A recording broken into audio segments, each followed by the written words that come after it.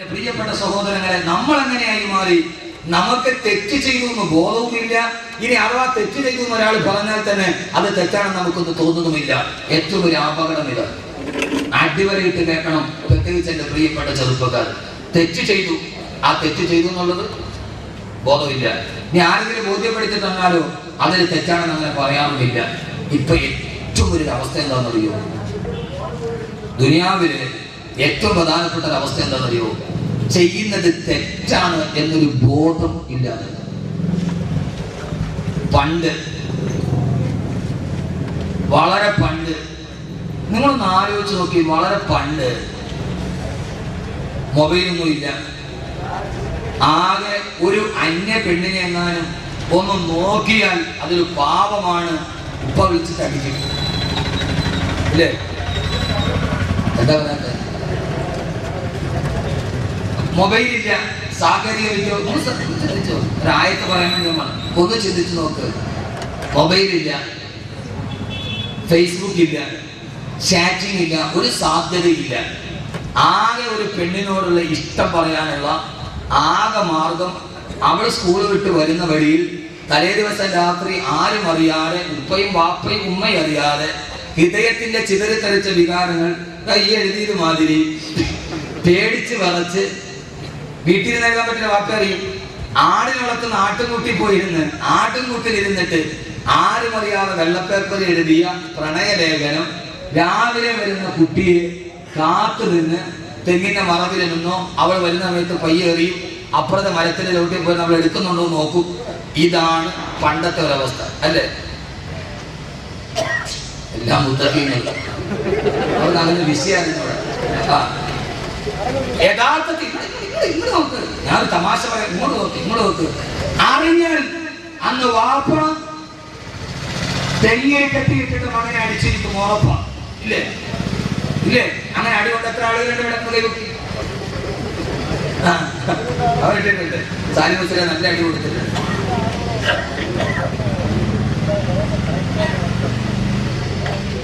പക്ഷെ ഇന്ന് plus 1-നോ plus 2-നോ പഠിക്കുന്ന പെൺകുട്ടിയോ ആൺകുട്ടിയോ അവളുടെ കൂട്ടുകാരനുമായി വീട്ടിലേക്ക് വന്നാൽ ഒരു വാപ്പയോ ഉമ്മയോ അത് ചോദ്യം ചെയ്യാത്ത അവസ്ഥയിലേക്ക് നമ്മുടെ സാമൂഹിക ക്രമം മാറി. കാരണം അതവന്റെ ഫ്രണ്ട് മാറി. തെറ്റല്ല, അതാണ് ഏറ്റവും വലിയ.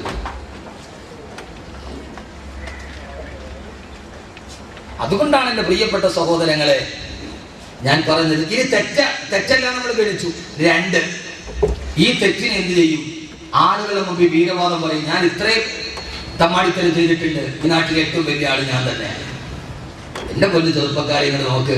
വൈകുന്നേരമാകുമ്പോൾ വെയിറ്റിംഗ് ഷെഡിലോ കടപ്പുറത്തോ അല്ലെങ്കിൽ 10 ഏക്കർ ഫുട്ബോൾ ഗ്രൗണ്ടിലോ ഒന്നോ അല്ലെങ്കിൽ നിങ്ങളുടെ മുബാറക്കായ സ്ഥലം ശംഖുമുഖം ബീച്ചിലോ പാതിരാ സമയത്ത് 10 ചെറുപ്പക്കാർ വന്നാൽ ആ ചെറുപ്പക്കാർ പറയുന്ന കാര്യമല്ല, ഫേസ്ബുക്കിൽ എനിക്ക് എത്ര ലൈക്ക് ഉണ്ട്, എത്ര ആളുകൾ ഫ്രണ്ട്സ് ഉണ്ട്, ഞാൻ എത്ര പേരുമായി ചാറ്റ് ചെയ്യുന്നുണ്ട്, ഏതൊക്കെ പെൺകുട്ടികളുടെ മൊബൈൽ നമ്പറുകൾ എനിക്കറിയാം, ആരൊക്കെയായിട്ട് ഞാൻ വിളിക്കുന്നുണ്ട്, ആരൊക്കെയായിട്ട് ഞാൻ സംഗമിക്കുന്നുണ്ട് എന്ന് കൂട്ടുകാരുമൊത്ത് പാതിരാ സമയത്ത് ഒന്നിച്ച് വട്ടമിരന്ന് പരസ്പരം പറയുകയും ഏറ്റവും ഒരു പെണ്ണുമായി ബന്ധമുള്ളവൻ അവരുടെ ശക്തവൻ കേവലാവുകയും അവനെ പൊട്ടിക്കാൻ നാളെ ഒരേയെ എവിടെ കിട്ടുമെന്ന് തേടി നടക്കുന്ന, തെറ്റ് ചെയ്താൽ ആ തെറ്റിനെ വിളിച്ചു പറഞ്ഞ് ഏറ്റവും തെറ്റ് ചെയ്യുന്നവൻ വലിയവനായി മാറുന്ന ഒരു ക്രമത്തിൽ നമ്മൾ ജീവിക്കുമ്പോൾ എന്റെ പ്രിയപ്പെട്ട ചെറുപ്പക്കാരെ നിങ്ങൾ ഓർക്കുക, നൂറ്റാണ്ടുകൾക്ക് മുമ്പ് ഒരു ഖുർആന്റെ ആയത്തിറങ്ങിയ സ്ഥലത്തേക്ക് നിങ്ങളെ ഞാൻ വിളിക്കുകയാണ്.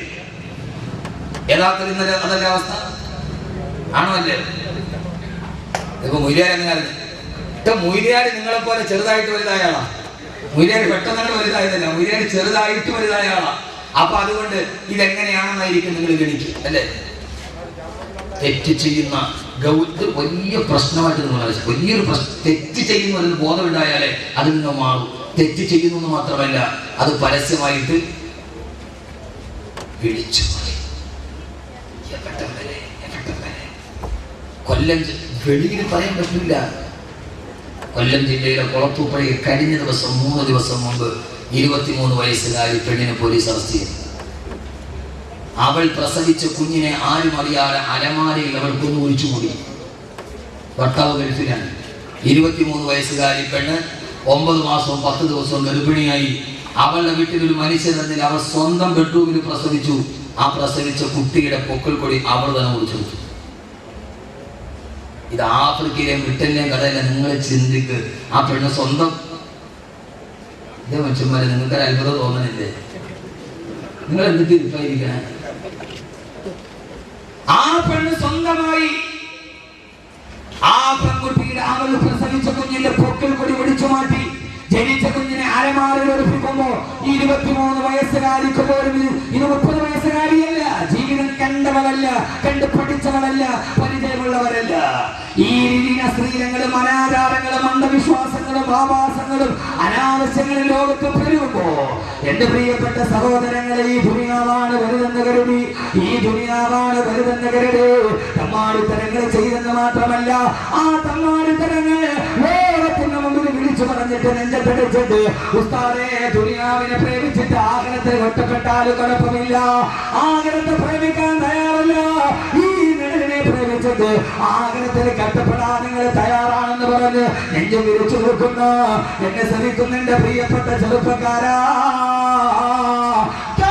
പോലെ നെഞ്ചു വിരിച്ചുകൊണ്ട് ഞാൻ ചെയ്യുന്ന തെമ്മാടിത്തരമാണ് വലുതെന്ന് പറഞ്ഞ് ആലിമീങ്ങൾ പറഞ്ഞാൽ അവർക്കെതിരെ വിരൽ ചൂണ്ടി ആർഭാടത്തോടെ പറഞ്ഞു നിന്ന ആളുകളുടെ മുമ്പിലാണ് അല്ലാഹുവിന്റെ വിശുദ്ധമായ ഖുർആനിന്റെ ഏറ്റവും പേടിപ്പെടുത്തുന്ന ആയത്തിറങ്ങിയത്.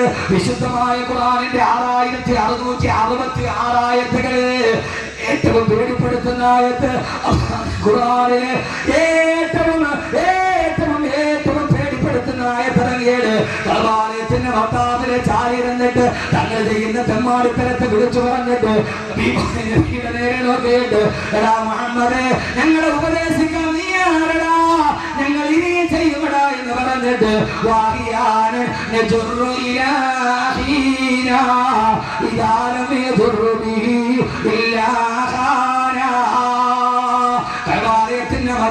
ചാരിയിരുന്നിട്ട് അബീബായ നബിയുടെ മുമ്പിലേക്ക് നോക്കി പരിഹസിച്ചിട്ട് ഞങ്ങളെ വാത് പറഞ്ഞ് നന്നാക്കാതെ എവിടെ നിന്ന് വന്നടാ? ആരെങ്കിലും അങ്ങനെ ചിന്തിക്കുന്നുണ്ടാവില്ലേ? ഇയാൾ നമ്മളെ നന്നാക്കാൻ വന്നവരാണോ? കൽവാലയത്തിന്റെ ഭർത്താവിനെ നെഞ്ചിൽ വിരിച്ച് ചാരിയിരുന്നിട്ട് അബീബായ നബിയുടെ നേരെ നോക്കിയിട്ട് ആരെടാ മുഹമ്മദേ, നീ ഞങ്ങളെ നന്നാക്കാൻ പ്രസംഗിക്കുന്നു? വാഹിയാണ്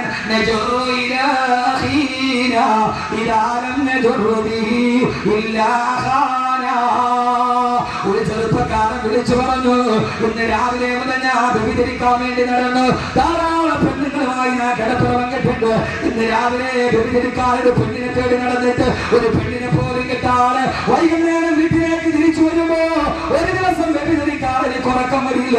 അങ്ങനെ നിരാശയോടെ നടന്നു വരുമ്പോ എന്റെ സഹോദരന്റെ ഭാര്യയെ കണ്ടപ്പോ അവളെ പിടിച്ചുകൊണ്ടുപോയി കിടപ്പുറത്ത് ഞാൻ വ്യഭിചരിച്ചെന്ന് കൽവാലയത്തിന്റെ ഭർത്താവിനെ ചാരി നിന്ന് വീരവാദം മുഴക്കിയപ്പോ മറ്റൊരുത്തൻ പറഞ്ഞിരുന്നറിയോ,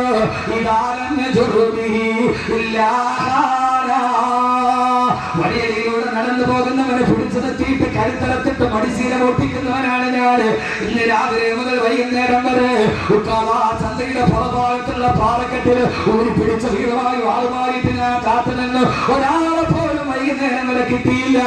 അവസാന നിരാശയോട് ഇന്നൊരുത്തന്റെ കരുത്തറത്തിട്ട് മടിശീല പൊട്ടിക്കാൻ കഴിയില്ലല്ലോ നോക്ക് നിരാശയോടെ ഇരുന്നപ്പോഴാണ് എന്റെ വാപ്പ അതിലെ കടന്നു വന്നത്.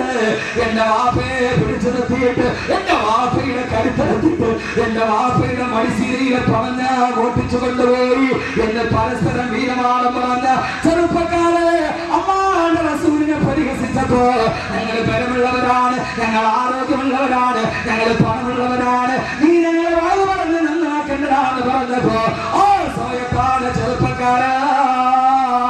ചെറുപ്പക്കാരി വിശുദ്ധ ഖുർആനിന്റെ ഏറ്റവും പേടിപ്പെടുത്തുന്ന ആയത്തിറങ്ങിയത്.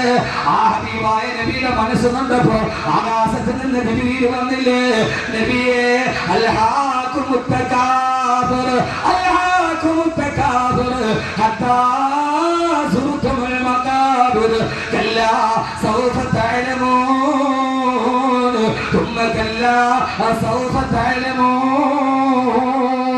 ഓ നബി അവരോട് പറ, കഅബാലയത്തിന്റെ ഭർത്താവിനെ നെഞ്ചിൽ വിരിച്ചിട്ട് ആരാ ഞാൻ ഈ പറയുക, ഭീമാപള്ളി എന്ന അല്ലാഹു അനുഗ്രഹം ചെയ്തൊരു തീരപ്രദേശത്ത് ജനിച്ചിട്ട് കല്ലിന്റെയും കഞ്ചാവിന്റെയും ചരസിന്റെയും അശ്ലീലത്തിന്റെയും അടിമകളായി ആര് പറഞ്ഞാലും ഞങ്ങൾ നന്നാവില്ല. അറിയാനൻ നജുറു ഇലാഹീന ഇദാലൻ നജുറു ബിഹി ഇല്ലാഹാന.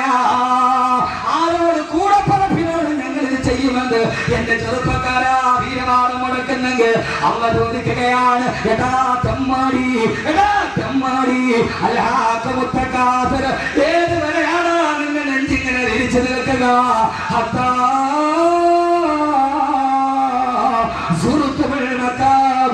ഈ പള്ളിക്കാട്ടിൽ കൊണ്ടുപോയി നിന്നെ മുഖത്തും മണ്ണ് വാരി ഇടുന്നത് വരെയല്ലേ? അതുവരെ അല്ലാതെ നീ അഹങ്കാരം പറയോ? ഏതുവരെയാ? പള്ളിക്കാട്ടിൽ കൊണ്ടുപോയി നിന്നെ മരത്തിൽ കിടത്തിയിട്ട് നിന്റെ സുന്ദരമായ മുഖത്തേക്ക് മണ്ണ് വാരിയിടുമ്പോ ചേരി ചെന്ന് കിടക്കണ നമ്മുടെ മേലെ വരുന്നത് കല്ലാണ്. ഇലയമ്മേ തണ്ണീരടും ചേർത്ത് മണ്ണടിനാല് മറമാട് കാബർ ബഹുജോറിലേ, മറമാടും കാബർ ബഹുജോറിലേ. നിന്റെ സുന്ദരമായ മുഖം പള്ളിക്കാട്ടിലെ കബർസ്ഥാനിൽ മറന്നു കിടക്കുമ്പോ ഈ കാണുന്ന പാട്ടിൽ കാണുന്ന ഈ മനുഷ്യന്റെ സുന്ദരമായ മുഖത്തേക്ക് അവൻ മറന്നു കിടന്നാൽ അവന്റെ മുഖത്തേക്ക് വീടുന്നത് പുഷ്പങ്ങളല്ല. ഇവൻ മറന്നു കിടന്നാൽ അവന്റെ മുഖത്ത് വീടുന്നത് റീത്തുകളല്ല, കല്ലും മണ്ണുമാണ് നിന്റെ വായിലേക്ക് വന്നടിക്കുന്നത്. തമ്മാടി ഏതുവരെയാ നീ ഇത് പറയുക? ഹത്താ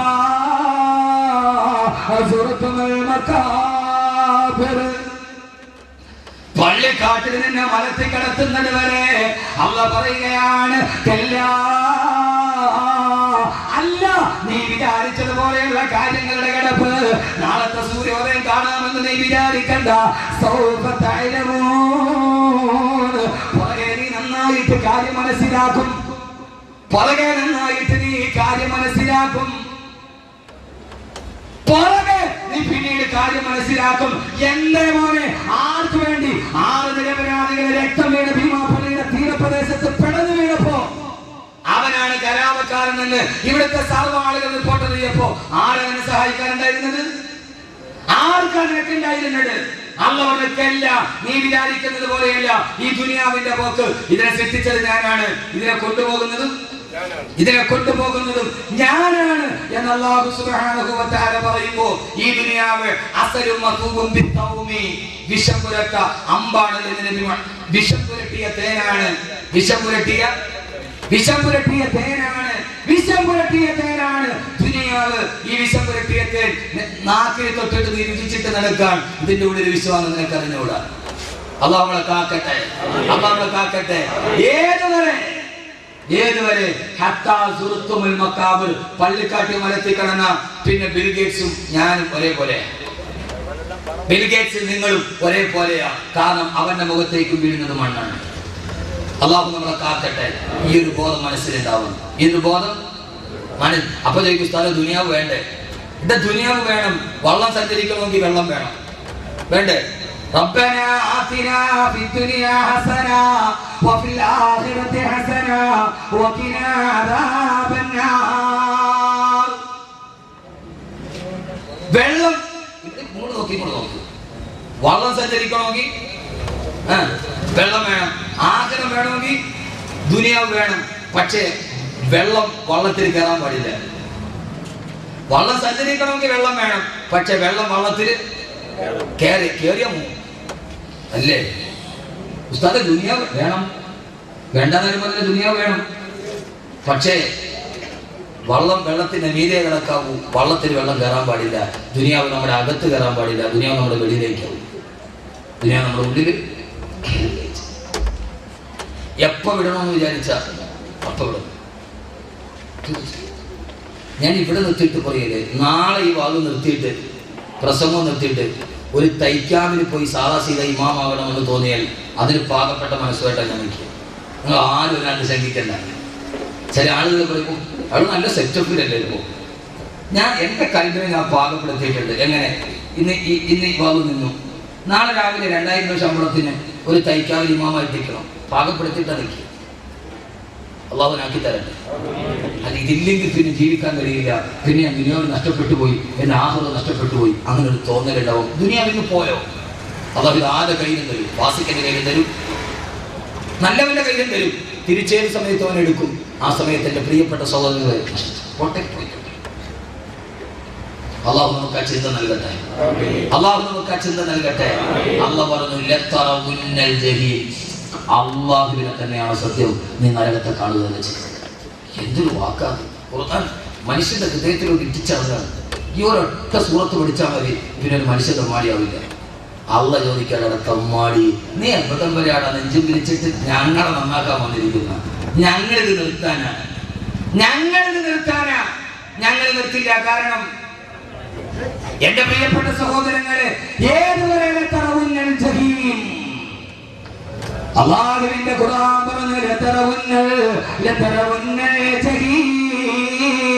നിങ്ങൾ നരകത്തെ കണ്ടുമുട്ടുക തന്നെ ചെയ്യുമെന്ന് അല്ലാഹുവിന്റെ വിശുദ്ധ ഖുർആൻ. അല്ലാഹു കത്തിക്കാളുന്ന നരകത്തിൽ നിന്ന് അല്ലാഹു നാം ഏവരെയും മാറ്റി നിർത്തുമാറാകട്ടെ. കത്തിക്കാളുന്ന നരകത്തിൽ നിന്ന് അല്ലാഹു നാം ഏവരെയും കാത്തിരക്ഷിക്കുമാറാകട്ടെ. അതുകൊണ്ട് സഹോദരങ്ങളെ, ദുനിയാവിൽ ജീവിക്കുമ്പോ 4 കാര്യങ്ങൾ ഓർക്കണം. ഒരൊറ്റ ഹദീസ് മാത്രം പറഞ്ഞാൽ അവസാനിപ്പിക്കാം. ഇവിടെ നോക്കിക്കോളൂ, പറയുന്ന കറക്റ്റായിരിക്കും. അല്ലാഹു നമ്മെ ആക്കി തരട്ടെ. ഹബീബായ നബി സല്ലല്ലാഹു അലൈഹി വസല്ലമ ഈ നിഴലിനെ കുറിച്ച് പറഞ്ഞ ഒരു ഉപമയുണ്ട്.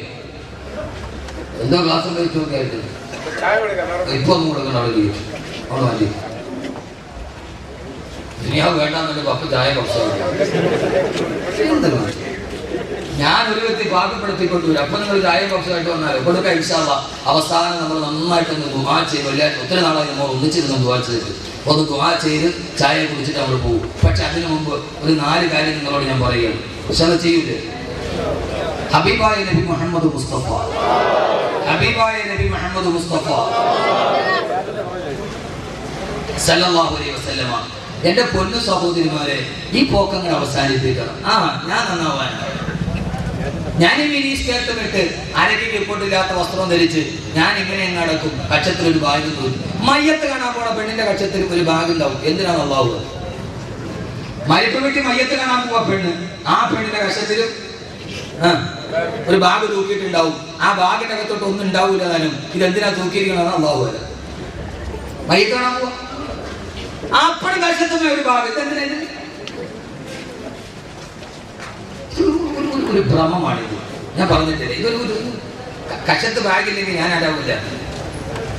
4 പേര് നോക്കി കൊള്ളാവുന്നുള്ള കക്ഷത്തിലൊരു വാനിറ്റി ബാഗില്ലെങ്കിൽ മയ്യത്ത് വീട്ടിൽ വന്നിരിക്കുന്ന ആളുകൾ എന്ത് വിചാരിക്കും? ഒരു ബാഗ് ഒരു കക്ഷത്തിൽ. അപ്പൊ മയ്യത്ത് കാണാൻ പോണ പെണ്ണിന്റെ കക്ഷത്തിൽ ഒരു ബാഗുണ്ട്. ഇത് പടിഞ്ഞാറിന്റെ സംഭാവനയാണ്. കാരണം പടിഞ്ഞാറിന്റെ പെണ്ണിന്റെ കയ്യിൽ എപ്പോഴും ഒരു ചെറിയ ബാഗ് ഉണ്ടാവും. അതിനകത്ത് എന്താന്നുള്ള കാര്യം എന്നേക്കാൾ കൂടുതൽ നിങ്ങൾക്ക് അറിയാൻ പറ്റും. ഞാൻ പറയുന്നില്ല. അതവൾക്ക് വഴിയരികിൽ മുഴുവൻ ആവശ്യം വരുന്ന സാധനമായിരിക്കും.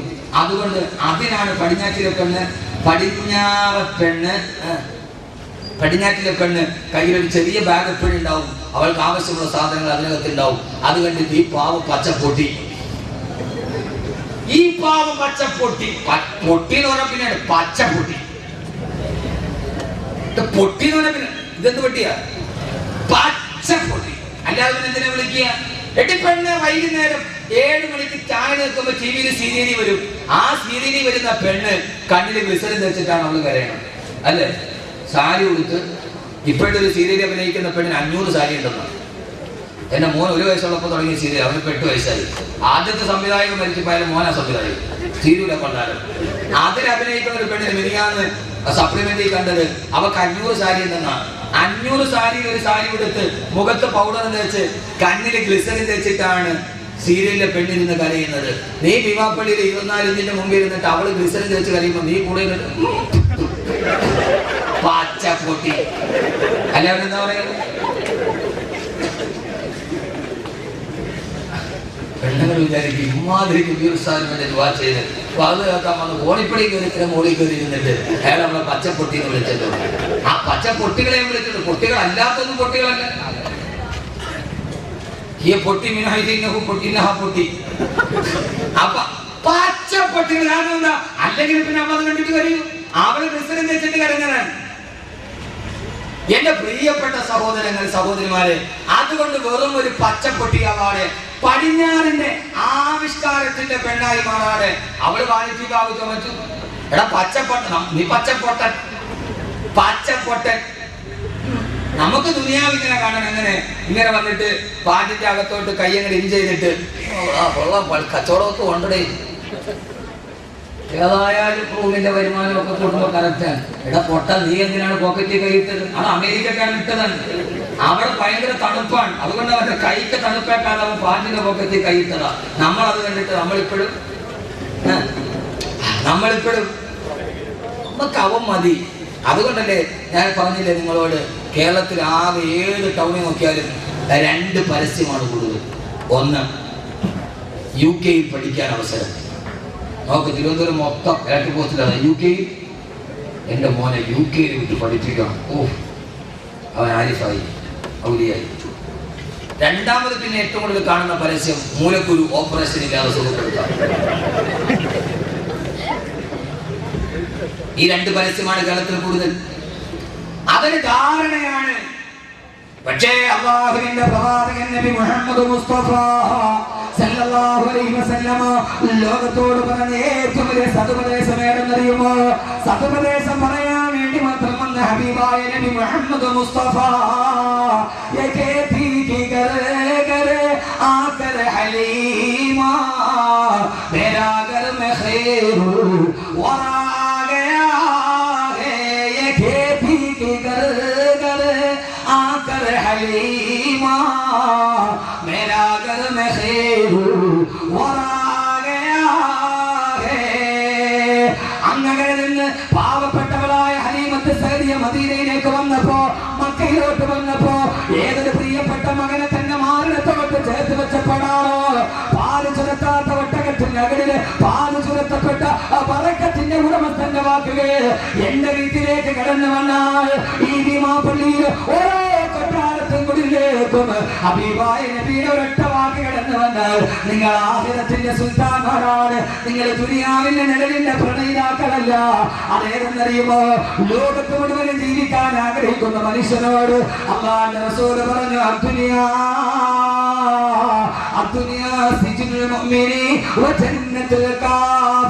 അടിവരയിട്ടിട്ട് അഹ്മദ് കബീറിന്റെ വാക്ക് കേൾക്കുമ്പോ അടിവരയിട്ടിവിടെ നിന്ന് മനസ്സിലാക്കിയിട്ട് പോകണം.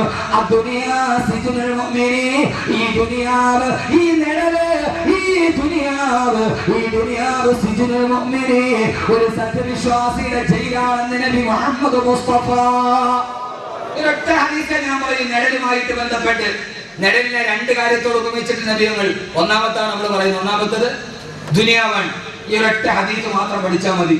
ജീവിതത്തിൽ ഒരു 3/4 ഭാഗം മുത്തക്കിയാവാൻ പറ്റും. പൂർണ്ണമാവാൻ പറ്റും ഞാൻ പറയുന്നില്ല. കാരണം എനിക്ക് നിങ്ങൾക്കും അവിടം വരെയൊക്കെ എത്താൻ വലിയ പാടാണ്. അങ്ങനെയൊക്കെ എത്തണമെങ്കിൽ ഒരു വലിയ ഹിമ്മത്ത് വേണം. അല്ലാഹു അതൊക്കെ തരട്ടെ. ഒരു സഹാബി മദീനത്തൂടി നടന്നുപോയി.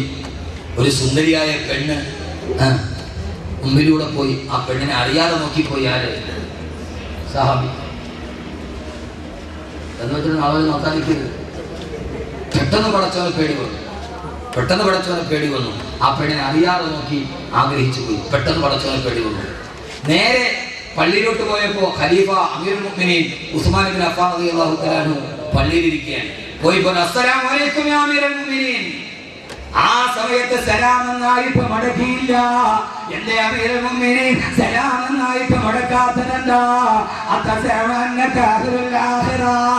ആഖിറത്തിന്റെ ആളുകളാണെന്ന് പറഞ്ഞു നടക്കുകയാണ്.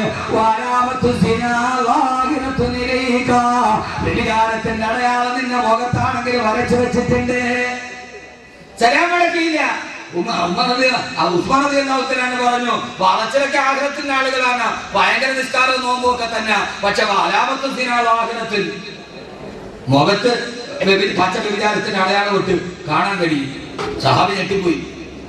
സംഭവം നടക്കുന്ന റോട്ടിൽ പറയുന്നത് വെച്ച് ഇതാണ് മഹാമാര് പറയണ. പള്ളിയിൽ പോയപ്പോ വലിയ നിസ്കാരക്കാരനൊക്കെ ആഖിറത്തിൽ വ്യഭിചാരത്തിന്റെ അടയാളം മുഖത്ത് കാണുന്നുണ്ട്. ആ സമയത്ത് ഈ സഹാബി ചോദിച്ചു, സുബ്ഹാനല്ലാഹ്, എന്താ അമീറുൽ മുഅ്മിനീൻ അനസൽ വഹി ബഅദ റസൂലുള്ളാഹിയുടെ വഫാത്തിന് ശേഷം വഹി വരുന്നുണ്ടോ? എങ്ങനെയാ മുടിൽ വെച്ചൊരു പെണ്ണിനെ ഞാൻ നോക്കിയ കാര്യം എങ്ങനെയാ നിങ്ങൾ അറിഞ്ഞത്? അമീറുൽ മുഅ്മിനീൻ അനസൽ വഹി ബഅദ റസൂലുള്ളാഹിക്ക് ശേഷം വഹി വരുന്നില്ല, ഞാൻ റോട്ടി വെച്ച് കണ്ട കാര്യം നിങ്ങൾ എങ്ങനെ അറിഞ്ഞു? അപ്പൊ അറിയാതൊരു സഹാബി ഹജ്ജിന് പോയി. ഒരു സുന്ദരിയായ പെണ്ണ് ഹജ്ജിനെ മസല ഒതുക്കാൻ നബിയുടെ അടുക്കൽ വന്നു. അടുത്തൊരു സഹാബി നിൽക്കുന്നുണ്ടായിരുന്നു. ആ സഹാബി പെണ്ണിനെ നേരെ നോക്കി. ഹബീബായ റസൂലുള്ള മസ്തല പറഞ്ഞ കൂടെ സഹാബിയുടെ മുഖത്തോട്ട് ഇട്ടു, ഇങ്ങോട്ട് ഇട്ടു. സഹാബിയുടെ മുഖത്തോടിച്ച് അങ്ങോട്ട് നോക്കി. റസൂലുള്ള പിടിച്ച് ഇങ്ങോട്ട് തിരിച്ചു. നല്ല അവസരവും. അപ്പോ അത്രയുമൊക്കെ നമ്മൾ എത്തണമെങ്കിൽ കണ്ടാലുടനെ ഒരു പച്ച മനുഷ്യനായിട്ട് നമ്മൾ പറയുക, എനിക്ക് നിങ്ങളുടെ മുന്നിൽ വിലായത്തിന്റെ പദവിയൊന്നും വേണ്ട, എനിക്കൊട്ട് മഹാനാവുകയും വേണ്ട, നിൽക്കണ നിൽക്കൊക്കെ അങ്ങോട്ട് പോയാൽ മതി. എൻ്റെ പ്രിയപ്പെട്ട സഹോദരങ്ങളെ, കണ്ട ഉടനെ പടച്ചവനെ ഇതിന്റെ ആഹൃതത്തിന് തടസ്സമാവില്ലോ നോക്കിട്ട് കണ്ണ് വലിക്കാൻ മാത്രമുള്ള ഈമാൻ എനിക്ക് നിങ്ങൾക്ക് എത്തിയിട്ടില്ല. അള്ളാഹു എത്തിക്കട്ടെ, അള്ളാഹു എത്തിച്ചു തരട്ടെ ഇവിടം വരെ. പക്ഷേ ഈ ഹദീത്ത് മാത്രം ഒന്ന് പഠിച്ചാൽ ഒരു 70% മുഅ്മിനാവാൻ പറ്റും, 100% പറ്റും ഞാൻ പറയും. അള്ളാഹു നമ്മൾ അവിടെ വരെ എത്തിക്കണമെന്നാണ് നമ്മുടെ ആഗ്രഹം. അള്ളാഹുവിനെ എത്തിക്കട്ടെ. നമ്മളൊക്കെ വീണ്ടും കഴിയില്ല. കണ്ടാൽ ഉടനെ ഇതെന്റെ സ്വർഗത്തിന് തടസ്സമാണല്ലോ എന്ന് പറഞ്ഞ് കണ്ണ് പിൻവലിക്കണമെങ്കിൽ അവൻ അവിടം വരെ എത്തും. അത് നാവിന്റെ പ്രസംഗം കൊണ്ട് കഴിയില്ല, അത് കൽബിന്റെ വെളിച്ചം കൊണ്ടേ കഴിയൂ. അള്ളാഹു നാവിന്റെ പറച്ചിൽ കൽബിന്റെ വെളിച്ചമാക്കി അള്ളാഹു തരട്ടെ. അദ്ദുനിയാ സിജ്നുൽ മുഅ്മിൻ, ഈ ദുനിയാവ് നമ്മുടെ ജയിലാണ്. അവിശ്വാസിയുടെ വെടിവെച്ചവൻ സ്വർഗത്തിലാണ്, വെടികൊണ്ടവൻ ദുനിയാവിലെ നരകത്തിലാണ്. മനസ്സിലായില്ല? ഈ ദുനിയാവ് സത്യവിശ്വാസിയുടെ ജയിലാണ്, അവിശ്വാസിയുടെ സ്വർഗമാണ്. അവന് അധികാരികൾ അവന്റെ കൂടെയാണ്, പോലീസ് അവന്റെ കൂടെയാണ്.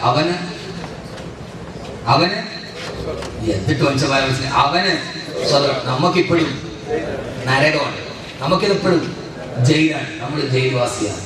അള്ളാഹുവിനാക്കട്ടെ. ആമീൻ പറയും മനുഷ്യന്മാരെ, അള്ളാഹുവിനാക്കട്ടെ. ഇത് ദുനിയാവിൽ ഈ നിഴലിൽ നമ്മളാരാ? തടവില്ല, ജയിൽവാസിയാ. ജയിൽവാസിക്ക് 4 ഗുണങ്ങൾ ഉണ്ടാവും. എത്ര ഗുണം? ജയിൽവാസിക്ക് 4 ഗുണങ്ങളുണ്ട്. ഒരു തടവ് പുള്ളിയുടെ 4 ഗുണം സഹോദരിമാരെ, സഹോദരങ്ങളെ, നിങ്ങൾക്കും എനിക്കും ഉണ്ടായാൽ നമ്മൾ രക്ഷപ്പെടും. പറയട്ടെ.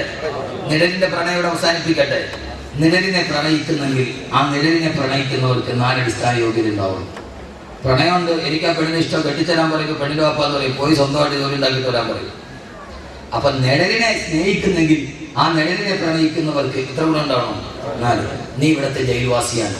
പൂരപ്പുര സെൻട്രൽ ജയിലിലെ തടവ് പുള്ളിയുടെ ഗുണം എന്താ? ചപ്പാത്തി ഉണ്ടാക്കലല്ല, അത് മെഡിക്കൽ കോളേജിൽ കൊണ്ടുപോയി വിൽക്കലല്ല.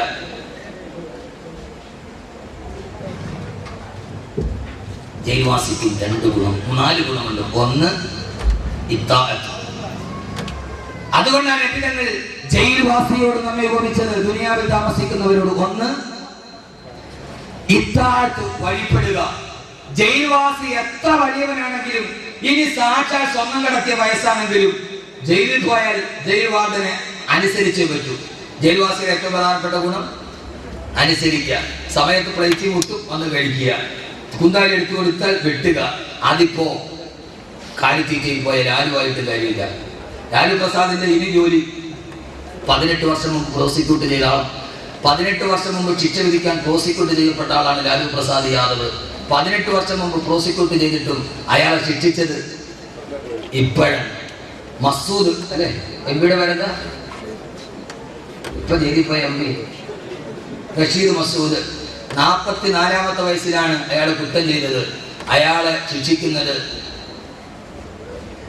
85-ാമത്തെ വയസ്സിലാണ്, 41 വർഷത്തിന് ശേഷം. അയാൾ ചെയ്ത തെറ്റിന്റെ ശിക്ഷ അനുഭവിക്കണമെങ്കിൽ അയാളുടെ യൗവനത്തിലാണ് അയാൾ ജയിലിൽ കിടക്കേണ്ടത്. ഇനി എല്ലാ ചോര നീരും വെച്ചിട്ട് 41 വർഷം ഇനിയല്ല ചെയ്യേണ്ടത്. ഇതാണ് ദുനിയാവിന്റെ കോടതിയുടെ പരിമിതി. ലാലു പ്രസാദ് ഭാര്യ മുഖ്യമന്ത്രിയായിരിക്കുമ്പോൾ ലാലു പ്രസാദ് ജയിലിൽ കിടക്കണം, അതാണ് നീതി. ഇത് ദുനിയാവിന്റെ കോടതി ഇങ്ങനെയൊക്കെ തന്നെ. പക്ഷേ ഈ ലാലുവാണെങ്കിലും ഈ താഴ്ത്തു വേണം. ജയിൽവാസിയുടെ 1ാമത്തെ ഗുണം എന്താ? ജയിൽവാസിയെ പോലെ ആകണ സഹോദരങ്ങളെ, സഹോദരിമാരെ, ഇത്താഴത്ത് വഴിപ്പെടണം. ഈ ദുനിയാവിൽ ജീവിക്കുമ്പോ വഴിപ്പെടണം. ആരെയാ വഴിപ്പെടേണ്ടത്?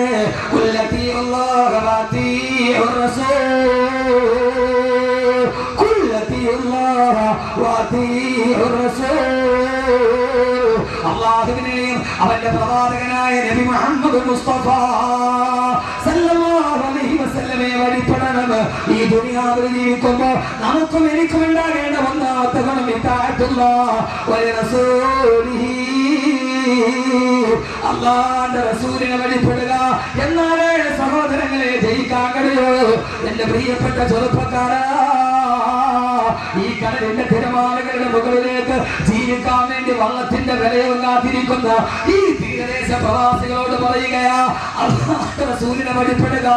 കടലിന്റെ തിരമാല നിന്റെ കാൽപ്പാടത്തിന്റെ ചുവട്ടിലാണ്. ഈ കടൽ പോലും നിന്റെ കാൽപ്പാടത്തിന്റെ ചുവട്ടിലാ. ബഹുമാനപ്പെട്ട അലാ ഇബ്നു ഹളമി റളിയല്ലാഹു അൻഹു ബഹ്റൈനിലേക്ക് പോവുകയാണ് 3000 സഹാബത്തുമായി. കടൽ തീരത്തെത്തി. കടൽ കടക്കാൻ കപ്പലില്ല. സഹാബത്ത് ചോദിച്ചു, അമീറുൽ മുഅ്മിനീൻ, എങ്ങനെയാണ് കടൽ കടക്കുക? ഓ സമയത്ത് പറഞ്ഞ്, നമുക്കെന്താ കടലിനെ പേടി, നമുക്കെന്താ കടലിനെ പേടി. വലങ്ങനെ സഹാബ് റസൂലുള്ളാഹ്, നമ്മുടെ ഹബീബായ നബിയുടെ സഹാബത്തല്ലേ. നിങ്ങളെല്ലാവരും നിങ്ങളുടെ കുതിരയുടെ മുൻകാലെ കടലിൽ ഇറക്കുക, പിൻകാലെ കടലിന്റെ തീരത്ത് വെക്കുക. എന്നിട്ട് നിങ്ങളെല്ലാവരും കണ്ണടക്കുക. എല്ലാവരും കണ്ണടക്കി. സഹോദരങ്ങളെ, കടലിനോട് മല്ലിടുന്നവരെ, കടലിനോട് മല്ലിടുന്നവരെ, കടലിന്റെ തിരമാലകളോട് ജീവിക്കാൻ പാടുപെടുന്നവരെ, പള്ളിയുടെ നിവാസികളെ, കടൽ തിരമാല നിന്റെ വിരലിന്റെ താഴെ അനുസരണയോടെ നിൽക്കും. എപ്പോഴെന്നറിയോ? ഈ താഴ്ചയുണ്ടായാൽ എല്ലാവരും കണ്ണടച്ചു. ആകാശത്തേക്ക് കണ്ണുയർത്തിയിട്ട് ഒരൊറ്റ ദിക്ർ ചൊല്ലി, യാ അലീം യാ ഹലീം യാ അലീം യാ ഹലീം യാ ഹലീം യാ ഹലീം യാ ഹലീം.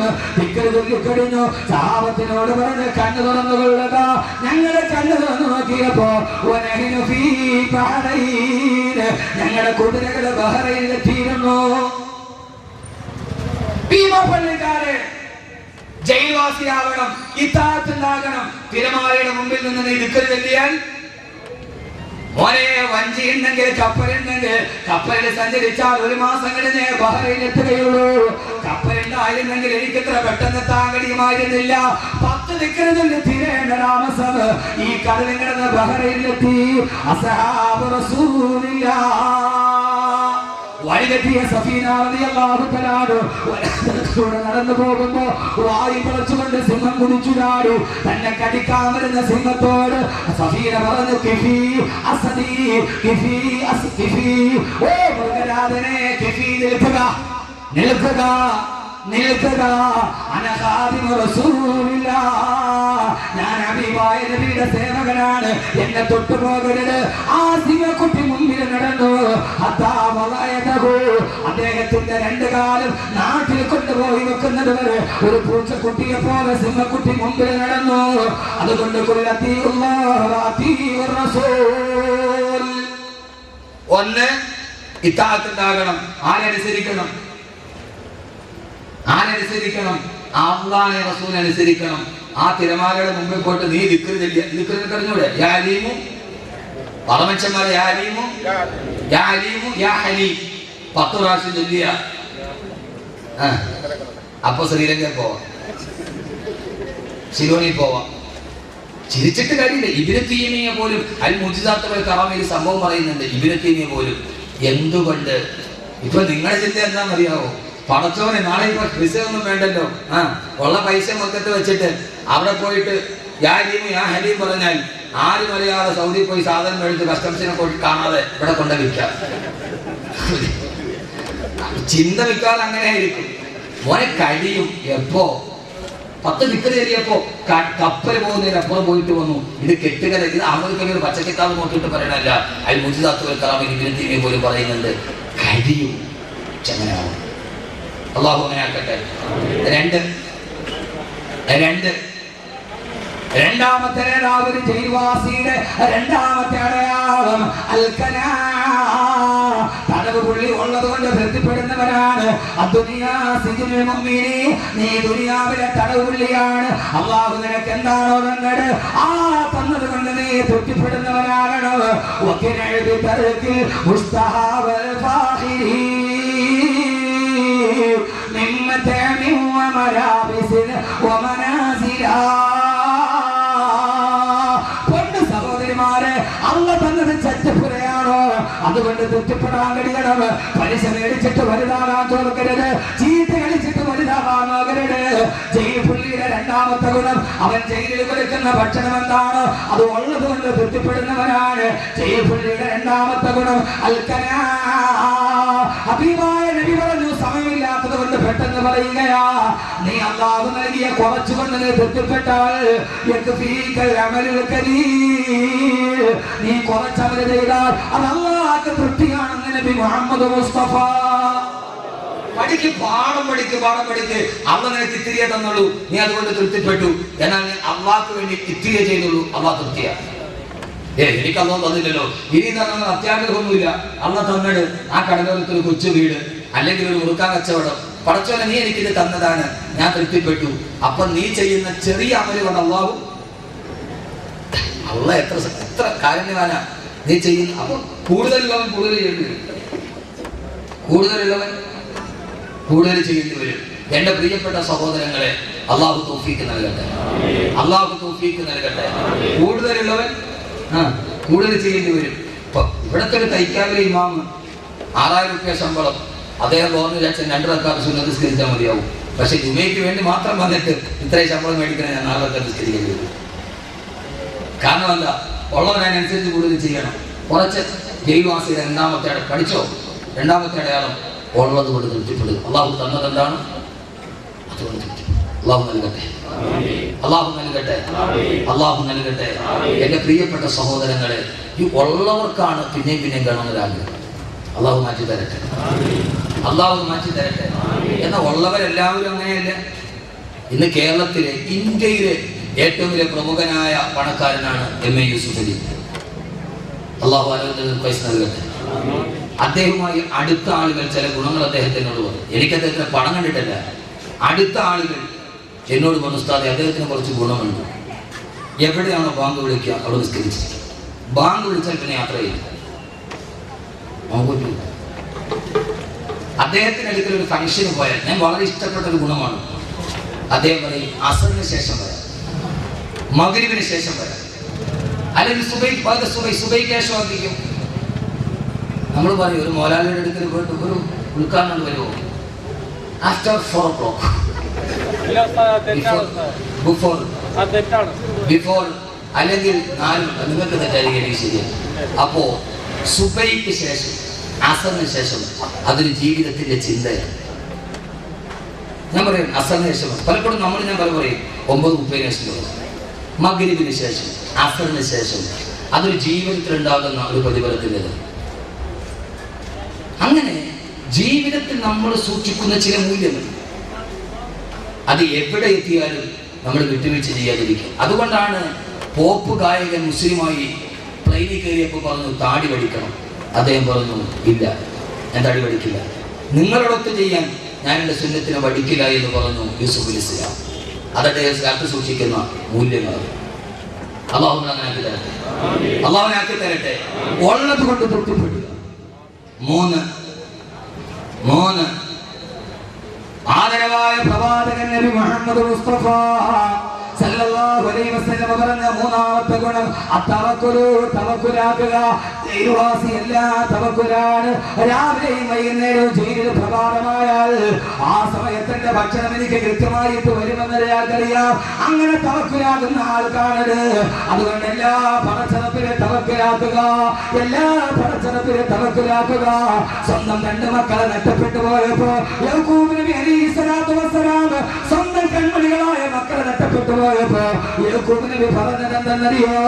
ഇന്നമാ അശ്കൂ ബത്തി വഹുസ്നി ഇലല്ലാഹ്, ഇന്നമാ അശ്കൂ ബത്തി വഹുസ്നി ഇലല്ലാഹ്.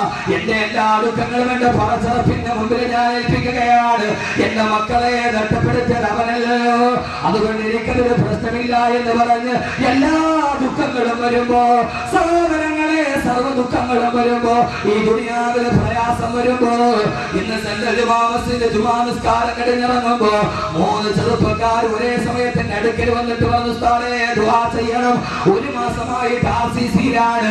ഞാൻ ചോദിച്ചപ്പോ ഒരാൾ പറഞ്ഞത് 15 വയസ്സുള്ള മോള്, മറ്റേ ആളുടെ 3 വയസ്സുള്ള മോള്, മറ്റൊരു ചെറുപ്പക്കാരൻ പറഞ്ഞു 3 വയസ്സുള്ള പൊന്നുമോൾ 1 മാസമായി ക്യാൻസർ പിടിച്ചിട്ട് RCCയിലാണ്. ദുആ ചെയ്യണേ ഉസ്താദേ. 3 ചെറുപ്പക്കാർ ഒരേ സമയത്ത് 15 വയസ്സുള്ള പൊന്നുമോൾക്ക് ക്യാൻസർ ആണ്, 3 വയസ്സുള്ള പൊന്നുമോന് ക്യാൻസർ ആണ്. ഈ ദുനിയാവ് പരീക്ഷണങ്ങളുടേതാണ്, ഈ ദുനിയാവ് കഷ്ടപ്പാടുകളുടേതാണ്. ആ സമയത്തെല്ലാ പടച്ചറപ്പിനെ തവക്കലാക്കി അല്ലാഹുവിനോട് പറയണം, അല്ലാഹുവേ ഇന്നമാ അശ്കൂ ബത്തി വഹുസ്നി ഇലല്ലാഹ്. എന്റെ സർവ്വ ദുഃഖവും എന്റെ സർവ്വ പ്രയാസവും എന്റെ ആകുലതകളും എന്റെ പട്ടിണിയും എന്റെ കടബാധ്യതകളും ഞാൻ നിന്നെ ഏൽപ്പിക്കുന്നു അല്ലാഹ്. നീ എന്നെ കാണുന്നുണ്ട്, ഇന്ന റബ്ബക ലബിൽ മിർസാദ്.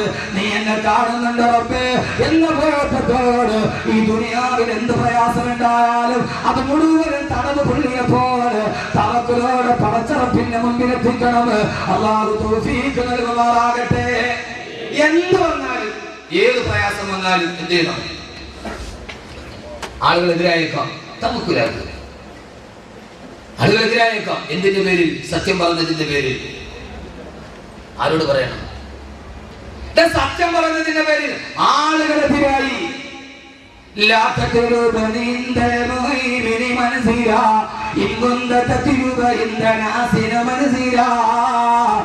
കേൾക്കാൻ വരുന്നവരുടെ മുമ്പ്, നിന്നെ കാണാൻ വരുന്നവരുടെ മുമ്പ്, നിന്നെ സ്നേഹിക്കുന്നവരുടെ മുമ്പ് അവരവരുടെ തൊട്ടിക്ക് വേണ്ടി നീ എന്തെങ്കിലും ചെയ്താൽ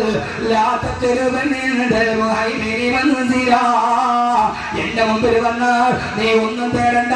നീ ജനങ്ങൾക്ക് വേണ്ടി വഴി പറഞ്ഞവനാണ്, അവരെ സുഖിപ്പിക്കാൻ പറഞ്ഞവനാണ്. അതുകൊണ്ട് നിനക്ക് എന്റെ മുമ്പിൽ ഒന്നുമില്ല. അതുകൊണ്ട് എന്ത് പ്രയാസം വന്നാലും മലത്തിൽ കിടത്തിയിട്ട്, മരുഭൂമിയിൽ മലത്തിൽ കിടത്തിയിട്ട് ആ 2 കാലിൽ ചങ്ങല കെട്ടിട്ടുകൊണ്ട് ബന്ധിച്ചിട്ട് നെഞ്ചിലേക്ക് കരിങ്കല്ലെടുത്ത് വെച്ചിട്ട് കഴുത്തിലേക്ക് കത്തിവെച്ചപ്പോ പറഞ്ഞില്ലേ, നിങ്ങൾ എന്റെ മുമ്പിലേക്ക് എന്ത് വെച്ചാൽ അഴുക്കമേ പത്തരഹാറേ സീനേ പതല്ല തകർരേ ദിൽമേ तेरी याद रही है ज़बान मेरी जिक्र चलती है हल्को पर पत्थर रहे എന്റെ നെഞ്ചില് എന്റെ കഴുത്തിലേക്ക് നിങ്ങൾ ചങ്ങല കെട്ടിട്ട് ബന്ധിച്ചു കൊള്ളുക. സീനെ പതല്ല തകർരേ എന്റെ നെഞ്ചിലേക്ക് നിങ്ങൾ കരിങ്കല്ലെടുത്ത് വെച്ചു കൊള്ളുക. എന്റെ കഴുത്തിൽ നിങ്ങൾ കത്തിവെച്ചിട്ട് പടച്ചറപ്പിൽ നിന്ന് മാറാൻ എന്നോട് പറഞ്ഞാൽ എന്റെ ഹൃദയത്തിൽ നിന്ന് പടച്ചറപ്പിന്റെ ചിന്ത എടുത്തു മാറ്റാൻ എന്റെ കഴുത്ത് മുറിക്കാനേ നിങ്ങൾക്ക് കഴിയുള്ളൂ, എന്റെ കാല് വെട്ടാനേ നിങ്ങൾക്ക് കഴിയുള്ളൂ, ചങ്ങലയിട്ടിട്ട് ഒരുക്കാനേ നിങ്ങൾക്ക് കഴിയുള്ളൂ.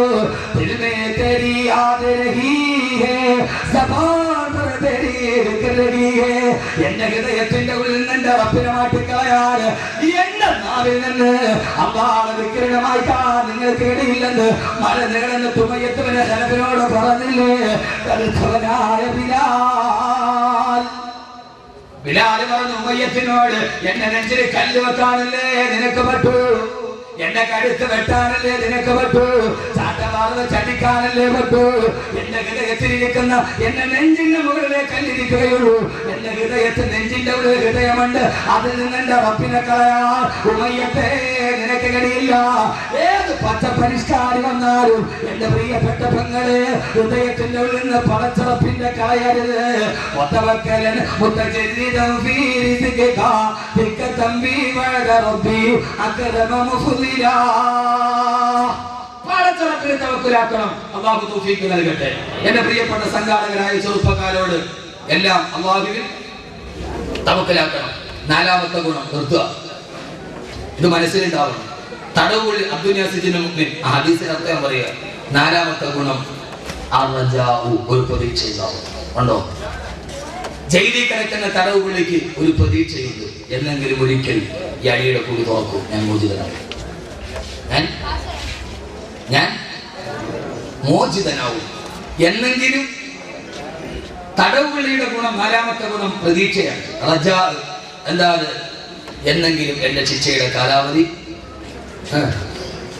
അവസാനിക്കും, ജയിലിന്റെ കവാടം തുറക്കും, ഞാൻ എന്നെങ്കിലും വെളിയിലാവും. നമുക്കും ഒരു റജാവുണ്ട്. എന്താ?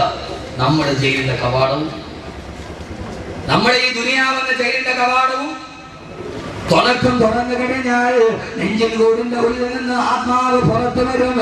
യാ അയ്യത്തുഹൻ നഫ്സുൽ മുത്മഇന്ന ഇർജി ഇലാ റബ്ബികി റാദിയതൻ മർദിയാ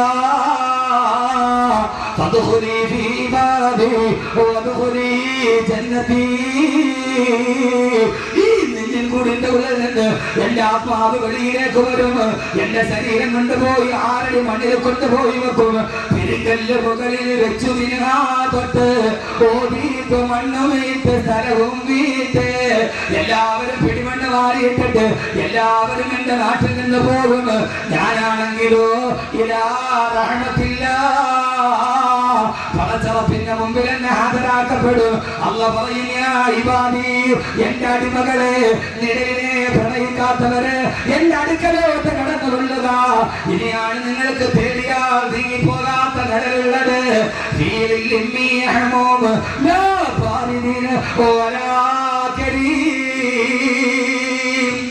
അല്ലാഹു നമ്മൾ അവിടെ എത്തിക്കട്ടെ.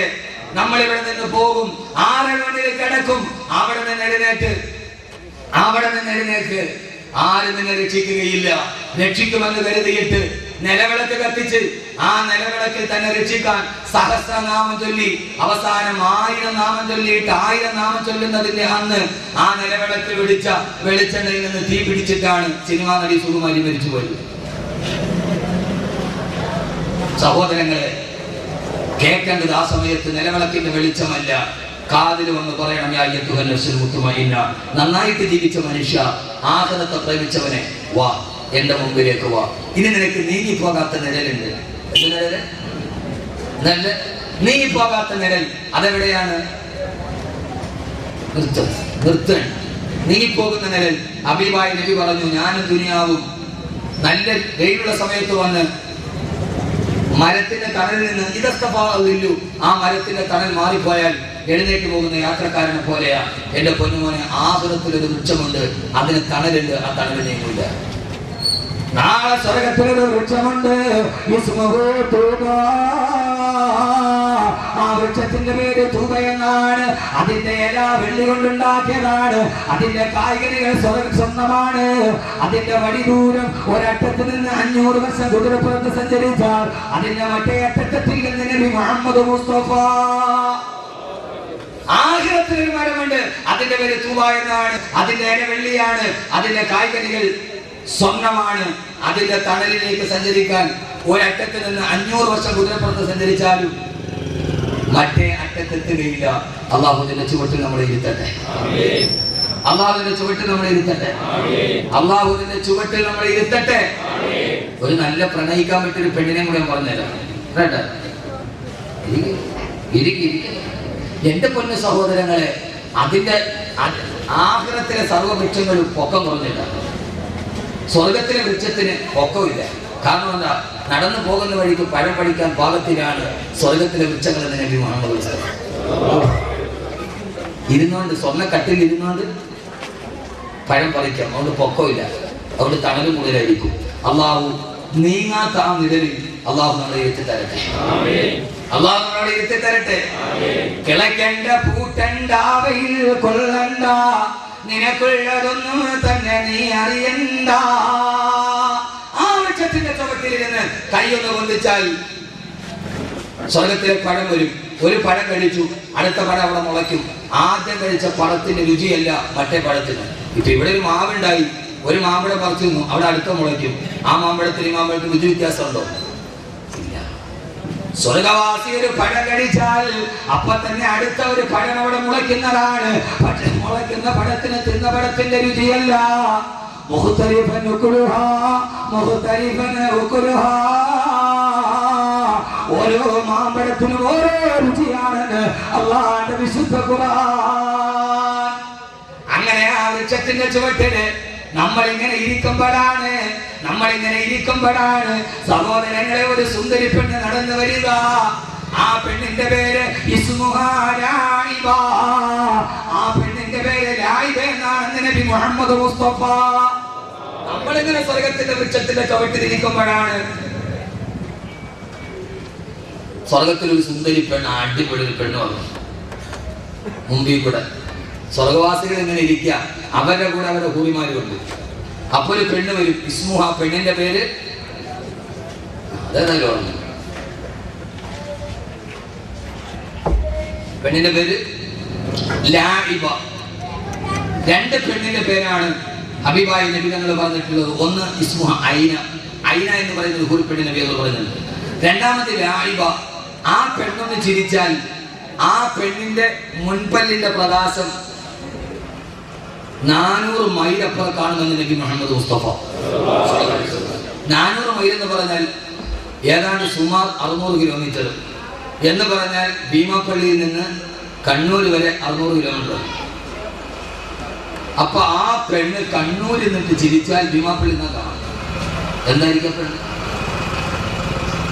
അള്ളാഹു കാണാൻ തൗഫീഖ് നൽകട്ടെ. അള്ളാഹു കാണാൻ തൗഫീഖ് നൽകട്ടെ.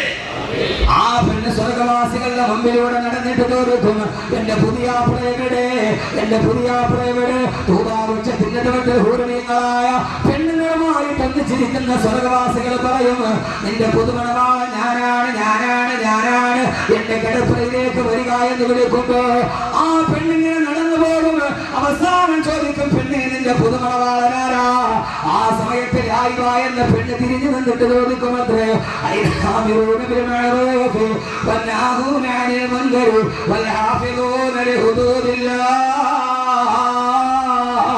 സഹോദരങ്ങളെ, നന്മയ്ക്ക് വേണ്ടി കൽപ്പിച്ചവരുടെ പിന്നെ തടുത്തവരുടെ അള്ളാന്റെ വിധിവിലക്കുകൾ അനുസരിച്ചു ഈ ഭൂമിയിൽ ജീവിച്ചവരുടെ ഞാൻ നിങ്ങളോട് വസിയത്ത് ചെയ്യുകയാണ്. അള്ളാഹുവിന്റെ വിധിവിലക്കുകൾ അംഗീകരിച്ച് ജീവിക്കണം. പടച്ചറപ്പിന്റെ ഇത് നിഴലാണ്. ഈ നിഴലിപ്പ് നീങ്ങിപ്പോയാലും ആ സമയത്ത് പടച്ചറപ്പിന്റെ വിധിവിലക്ക് അംഗീകരിച്ച് ജീവിക്കണം.